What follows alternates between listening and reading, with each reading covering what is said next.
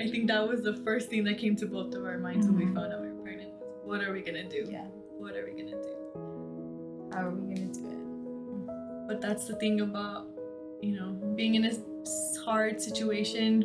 It feels like you were going 5 steps forward and you take 6 steps back when you are in a situation like that. And the good thing is when you hit rock bottom, there's only one way up. There's only one way up. And Yeah. And we're lucky that we were able to find each other. I think we were able to grow together, and we'll call each other like, oh, Yeah. Our kids this, our kids that. Yeah. So we met through a mutual friend.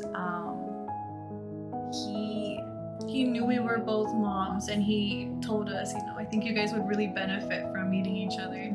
I think we kind of clicked on the minute we met. Yeah. Instantly, and it's just something about I think me personally as a mom, and I am a little older as a student too. I'm maneuvering through school as a mom and being older.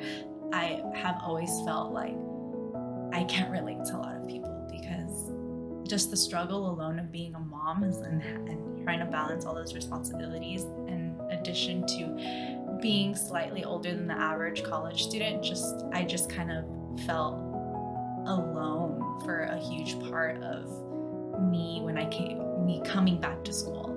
And so when I met her, it was just like an instant connection, because it was like we understood each other so well. I always wanted to pursue engineering, and when I became a mom, I was like, okay, how am I going to do this?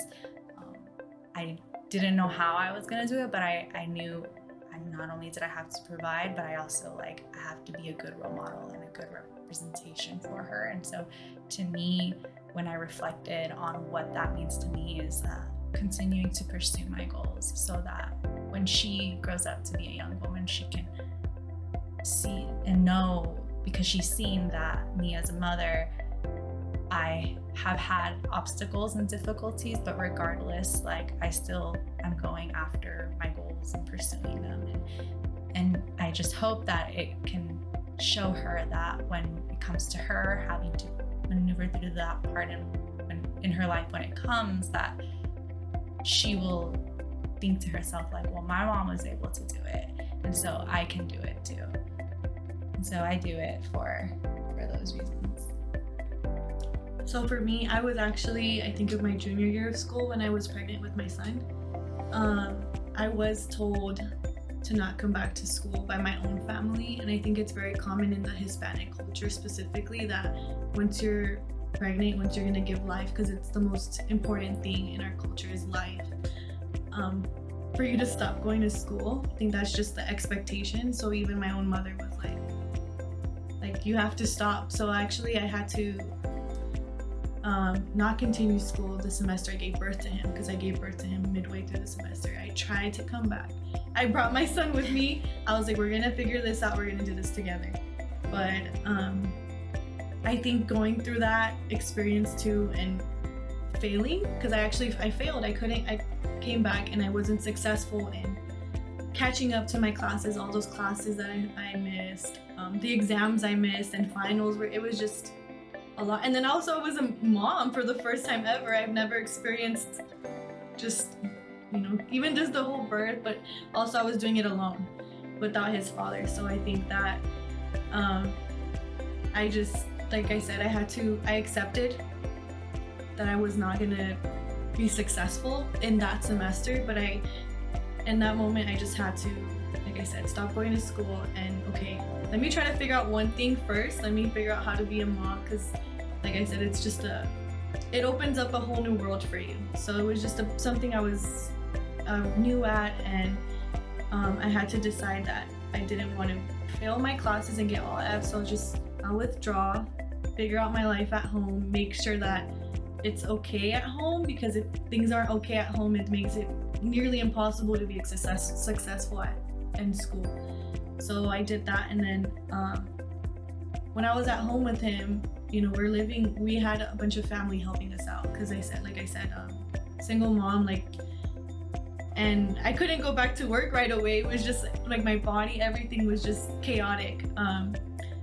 I think in that moment I realized that I have to do this for us. Like, we can't get stuck. I think a lot of people, when they go through difficult situations, sometimes people get stuck, and I did not want to, first of all, give into the Hispanic culture that you have to stop going to school. I did, like, what else? Like, it's not that we didn't have any other options. I think it was just that was the best option for us. I was already done with so much of my schooling. It would have been, I think, for lack of a better word, stupid had I not came back. It was gonna provide for us. It's a career that, provides. It's the best option. So I decided to come back, and I think that going through that struggle really opened my eyes to see that, okay, there's a light in the end of this tunnel, and it's so close. Just push through. And then being with my son, growing that relationship with him too.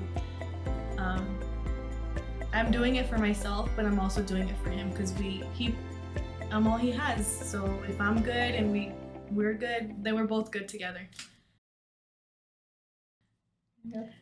I think in certain aspects it makes it better. Like, I know that, during my pregnancy, I was very disappointed that I was hit with the reality that I was most likely going to be doing it alone. And it came in handy when I had to make certain decisions, like, for example, my son's name. Like, I was like, ooh, this is nice. I get to pick it all on my own.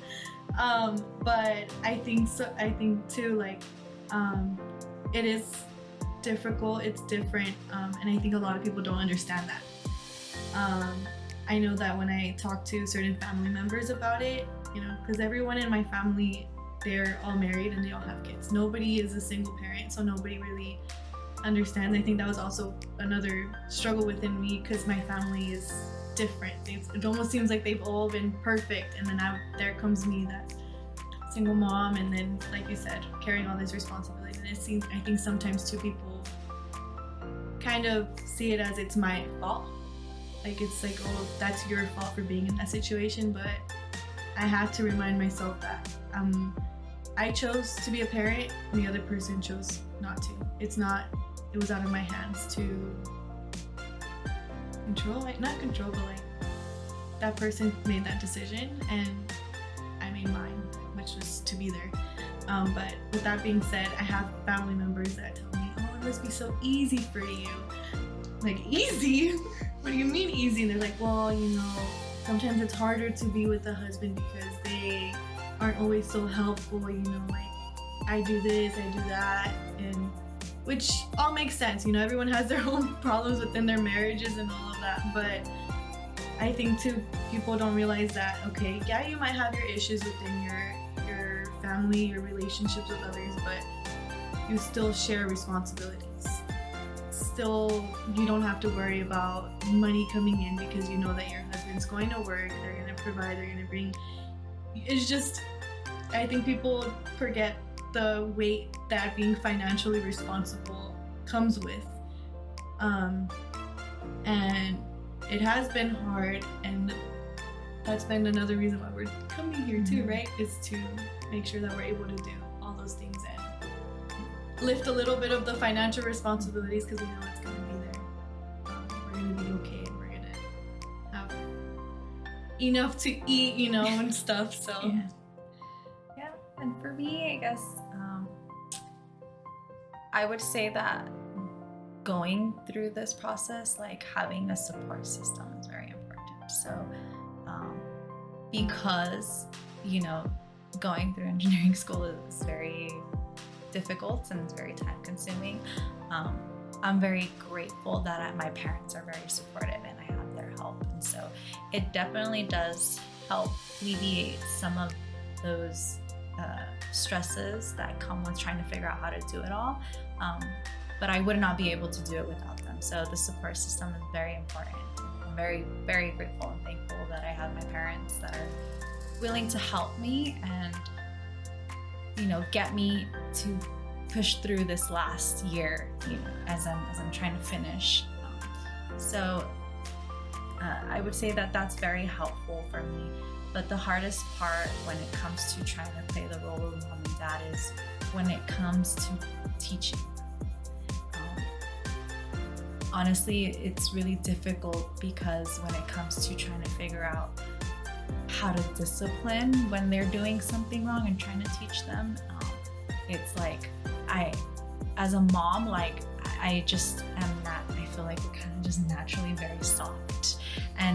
But then, but we are like, you're also having to try to step into that fatherly figure role. So it's like, do I let it slide? Like, how do I get this under control? And it's like, and although my parents are a much great help, they're grandparents. And they love to spoil. They love to spoil her. And it's difficult because it's like I'm trying to figure out how to, like, when it comes to trying to get a situation under control or like teach a good habit when I'm seeing that a bad habit is present, and